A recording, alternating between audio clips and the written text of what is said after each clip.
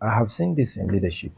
Most times you realize that when you are learning under people who are leading you, when you are matured, it's always difficult to let go. You can see that in organizations, you can see that in families, you can see that in ministry. It looks as if sometimes, not all the time, that people find it difficult to let you go.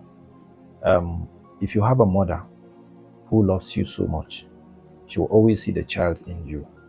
If you're a pastor and you're leading other people, most times you will see ministers teaching other young ministers how to become great people in life.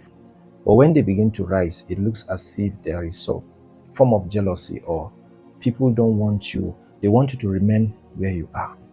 One of the things that shows that you are successful in life is to be able to raise people who can do the things that you can do, or even better. People cannot always take your place. I was listening to Dr. David Oyelowo, and he's one of the men I listen to, on how he raises his ministers. In fact, he told a story about a man who served him for over 20 years or so. And he settled the man with one of his biggest branches and asked that the resident pastor in that branch should only pick his document and leave any other thing. Having members of about 2,000 or so, if I've not forgotten. This is leadership.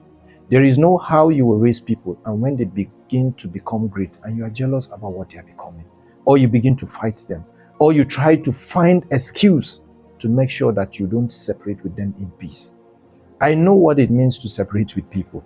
I did a training with one of my friends who I was able to understand that anytime you find yourself in a cycle and it is time for you to leave and you're having friction, you can't afford to leave that time.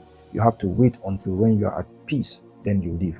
The reason is for posterity, so that tomorrow when you meet each other, you'll be able to greet, fine. I had done business with people. I had friends I grew up with.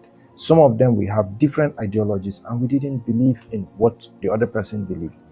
But one of the things I do is, I can tell you, I have never had a friend from when I was a child, and I'll tell you that today I don't relate fine with that person, irrespective of my differences. I understand what it means to leave people when you don't agree on certain things and you live in peace without having problem with them. But I've also seen that people find it difficult to let other people who are coming behind them, to let them go.